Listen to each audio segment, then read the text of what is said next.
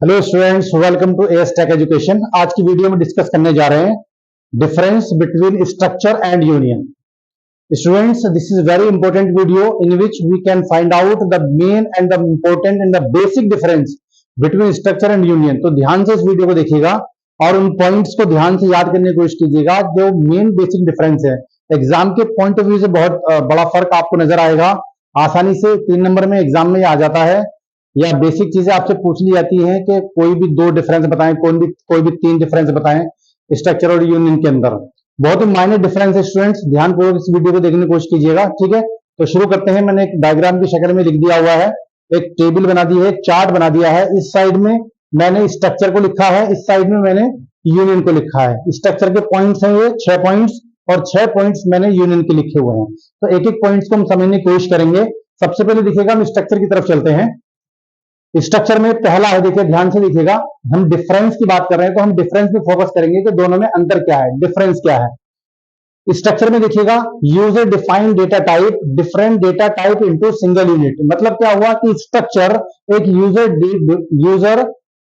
Defined data type है। User defined data type है मतलब इसके अंदर डिफरेंट टाइप के डेटा को हम एक सिंगल यूनिट के अंदर क्या करते हैं, हम उसको बांध देते हैं या सिंगल यूनिट के अंदर उसको हम लिख देते हैं। जैसा कि हम प्रोग्राम के अंदर देख चुके हैं कि हमने एक स्ट्रक्चर बनाया, उसके अंदर हमने इंटीजर लिया, कैरेक्टर लिया, फ्लोट लिया और उसको हमने फिर बंद कर दिया था कर्ली ब्रेस हमने लास्ट में लगा के। तो इसे बोलते हैं सिंगल यूनिट, यानी कि डिफरेंट टाइप के डेटा को सिंगल यूनिट के अंदर हम लोग रख देते हैं या बांध देते हैं या लिख देते हैं। तो ये पहला पॉइंट हो गया। अब चलते हैं इसी पॉइंट के बारे में हमारा यूनियन क्या कहता है।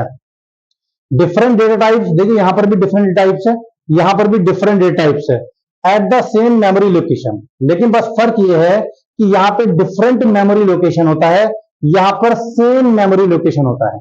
मेमोरी की एक ही लोकेशन है, डिफरेंट डेटा टाइप तो इसके अंदर भी है और डिफरेंट डेटा टाइप इसके अंदर भी है, लेकिन वहां पर अलग अलग मेमोरी लोकेशन के अंदर जाकर के हमारे वो मेंबर्स स्टोर होते हैं। लेकिन यूनियन में एक ही मेमोरी लोकेशन पर सारे के सारे डिफरेंट डिफरेंट टाइप के डेटा टाइप जो है वो जाकर के स्टोर होते हैं या एलोकेट होते हैं। ये एक मेन डिफरेंस है। दूसरे हम पॉइंट की तरफ आते हैं।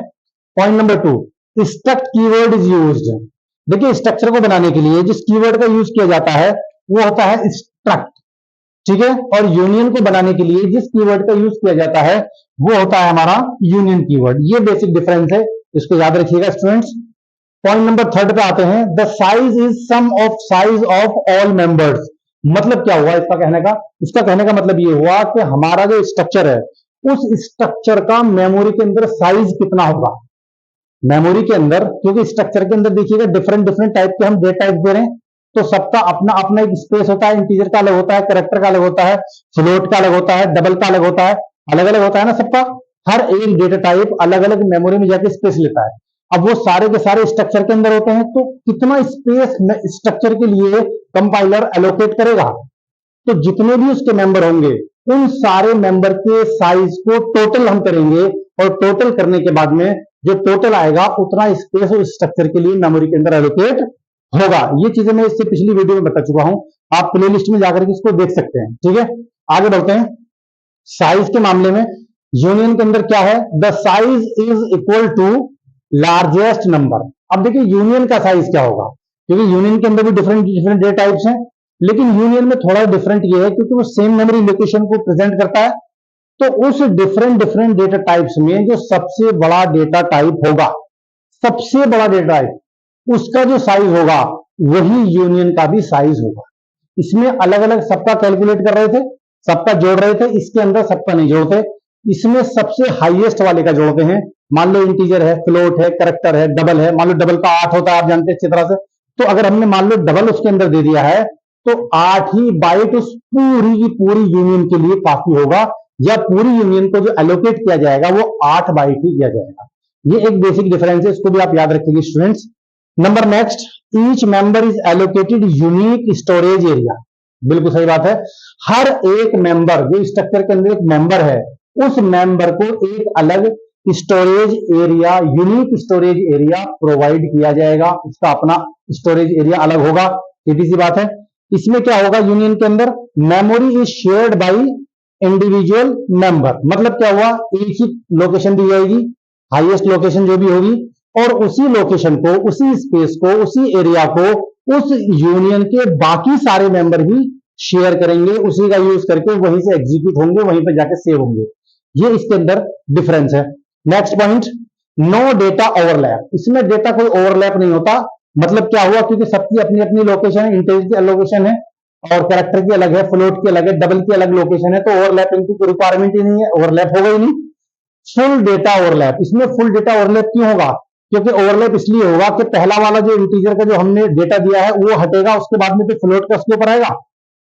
समझ रहे? फ्लोट का हटेगा, उसके बाद फिर कैरेक्टर का आएगा, कैरेक्टर का हटेगा, उसके बाद फिर डबल का आएगा। यानी एक ही लोकेशन से डेटा को हटाया जाएगा, टर्मिनेट किया जाएगा, एक्सेस किया जाएगा। उस स्पेस को खाली करने के बाद में फिर दूसरा जो हमारा डेटा टाइप होगा उसका डेटा उसी जगह जाएगा। तो पहला वाला तो ओवरलैप होगा ना स्टूडेंट्स जी, वो मैं बता रहा हूं, पहला ओवरलैप होगा। इसके अंदर पूरा का पूरा फुल डेटा ओवरलैप होगा। ये डिफरेंस याद रखना, basic difference. Next, last point, individual member can be access at a time.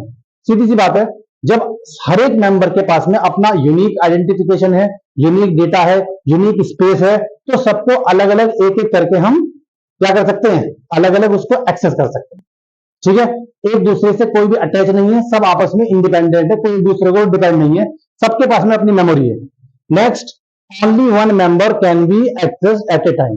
इसमें क्या हो सकता है, इसमें क्या है, मान लीजिएगा 3 मेंबर हमने दिए हैं या 4 मेंबर हमने दिए हैं, एक टाइम में एक को ही आप एक्सेस कर सकते हैं, क्योंकि दूसरे को एक्सेस करने के लिए उसके पास मेमोरी एरिया नहीं है।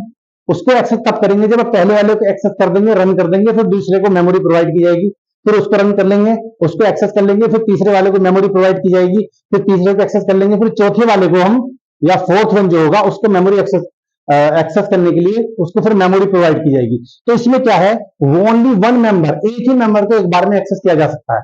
इसमें अलग अलग एक बार में सारे मेंबर को हम एक्सेस कर सकते हैं। ये कुछ मेन इंपॉर्टेंट मैंने आपको पॉइंट्स बता दिए एग्जाम के पॉइंट ऑफ व्यू से और नॉलेज के हिसाब से भी, इंटरव्यू के हिसाब से भी, कंपनी में आपसे पूछे जा सकते हैं बेसिक डिफरेंस के बारे में, और आपके जो वाइवा वगैरह होते हैं उसके अंदर भी आपसे पूछे जा सकते हैं।